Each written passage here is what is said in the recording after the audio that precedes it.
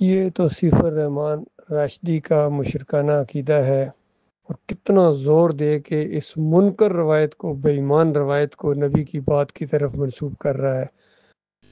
اور حقیقت یہ ہے کہ نبی علیہ السلام نے فرمایا، جس نے بات اپنی طرف سے گھڑی اور میری طرف منسوب کر دی، وہ اپنا ٹھکانہ جہنم میں بنا لے۔ بالکل یہ مشرکانہ عقیدہ ہے۔ پہلے یہ دونوں عقیدے مانتا تھا کہ قبر کے اوپر جا کے پڑھے تو خود سنتے ہیں اور دور سے پہنچایا جاتا ہے۔ پھر بعد میں اس نے قبر کے اوپر پڑھے جانے والے اس روایت کا رد کر دیا کہ یہ روایت صحیح نہیں ہے، لیکن دوسرا جو یہ بے ایمان روایت ہے، منکر روایت ہے، اس پر زور دیتا ہے، جس طرح اس بیان میں یہ زور دے رہا ہے۔ اور اس نے دین کو کمائی کا ذریعہ بنایا ہے۔ سعودی عرب میں ہوتا ہے اور وہاں سے یہ کمائی کرتا ہے دین کے ذریعے۔ ایک دفعہ بحرین میں بھی آیا تھا گرائی کرنے کے لیے، پیسے بٹورنے کے لیے۔ ہمارے کچھ ساتھیوں نے اس سے گفتگو کی تو اسی طرح یہ زور دے رہا تھا، اور پھر جب اجرت کے اوپر گفتگو کی تو ایک دم پیلا پڑ گیا، اس کی ٹانگیں کانپنا شروع ہو گئیں، اور ایک کتاب کا حوالہ دے کے جان چھڑائی اس نے کہ فلاں کتاب پڑھ لیں، اس کے اندر اس کو جائز قرار دیا گیا ہے۔ اندازہ لگائیے، اللہ کی کتاب اس کو حرام قرار دے، دینی امور پر اجرت کو نبی علیہ السلام اس کو ناجائز قرار دیں، اور صحیح جو اہل علم لوگ گزرے ہیں وہ اس کو ناجائز اور حرام قرار دیں۔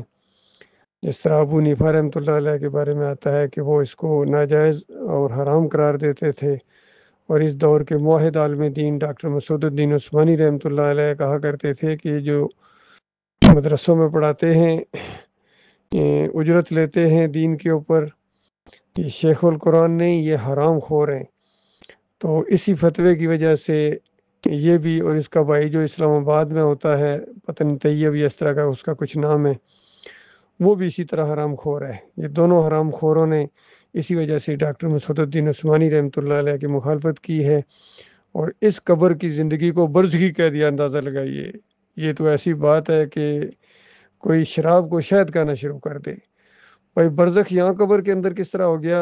وہ تو آپ نے خود کھودی ہے، اس کے اندر لوگ اترتے ہیں، باہر بھی نکلتے ہیں، میت کو رکھتے ہیں، میت کو باہر بھی نکالا جا سکتا ہے۔ تو یہ برزخ سے باہر لے آئے اس دنیا کے اندر؟ یہ کون سی برزخ ہے جو تمہیں نظر بھی آ رہی ہے؟ برزخ اوپر ہے جو نظر نہیں آتی ہے، نہ وہاں جا سکتے ہو، نہ وہاں سے ادھر کوئی آ سکتا ہے۔ تو یہ بالکل احمد بن حنبل کی روایتوں سے انہوں نے انبیاء کے جسموں کو سلامت رکھنے سے آغاز کیا، پھر روح واپس لے آئے۔ مفتی اعظم سعودی عرب کا بھی عبداللہ بن باز کا فتویٰ ہے کہ روح واپس آ جاتی ہے۔ یہ قرآن کا کفر ہے، پورے قرآن کا انکار ہے، اور شرک کی بنیاد فراہم کرنے والا یہ عقیدہ ہے، جس کو اپنایا ہے احمد ابن حنبل نے، ابن تیمیہ نے، ابن قیم نے، ابن حجر اسقلانی نے، اور اس دور کے یہ جتنے ہیں، چاہے یہ اعلیٰ حضرت ہوں یا ابو العلا ہوں، یا یہ توصیف الرحمان ہو، معراج الدین ربانی ہوں، یا یہ علی انجینئر بھی بالکل اسی انداز سے اس مشرکانہ عقیدے کو بیان کرتا ہے۔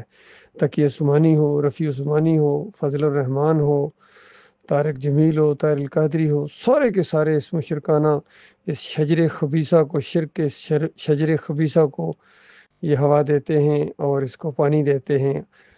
اور پھر جب یہ اس کا پھل، کڑوا پھل باہر آتا ہے، لوگ پھر قبروں کو پوجتے ہیں تو کہتے ہیں یہ شرک ہے۔ او بے ایمانو، یہ شرک کا شجر خبیثہ لگایا تم نے، اور تمہارے بڑے اکابرین نے لگایا ہے۔